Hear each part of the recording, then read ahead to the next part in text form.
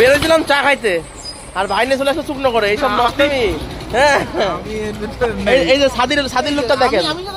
বড় প্রমাণ বলতে তো চা খাবো, চা খাতে নেমে শুকনো করে। ভাই আমরা এরকমই। জি হ্যাঁ, একদম ঠিক শুনছেন। সাদি বাসায় ঘুমাচ্ছিল, তো ভাই হঠাৎ করে বললো বৃষ্টির মধ্যে চলো বাইরে কোথা থেকে ঘুরে আসি। সাদিকে বললাম বাসা নিচে নামো।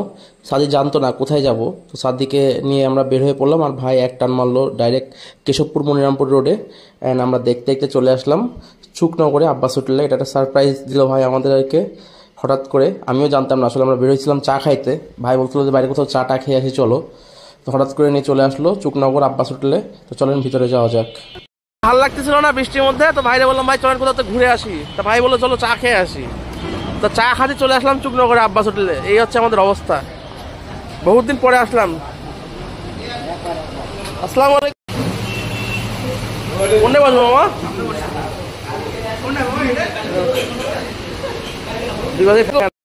হ্যাঁ আলহামদুলিল্লাহ ভালোভাবেই পৌঁছায় গেলাম। অ্যান্ড এসে আমাদের একদম গরম গরম খাবারও পেয়ে গেলাম। অ্যান্ড বসে পড়লাম খাইতে। তো হঠাৎ করা প্ল্যানগুলো আসলেই সুন্দর হয়, আগের থেকে করা প্ল্যানগুলো এলোমেলো হলে মনটা খারাপ হয়ে যায়। তো হঠাৎ করা প্ল্যানগুলোই আমাদের বেশি সুন্দর হয়। আপনাদের ক্ষেত্রে কেমন হয় অবশ্যই জানাবেন। আর আপনাদের কখনো এমন হয়েছে কিনা যে চা খাতে বেরোয় লংয়ে চলে গেছেন? আমাদের আগে বাইকার গ্রুপ আমরা যখন একসাথে ছিলাম, আমাদের আগে প্রায় এমন হতো, মানে চা খাইতে বের হয়ে সীমাখালি চলে যাইতাম হাঁসের মাংস, তারপরে কবুতরের মাংস খাইতে, নাভারম চলে যেতাম খিচুড়ি খাইতে। তো যাই হোক, আজকে আমাদের ঘোরাফেরা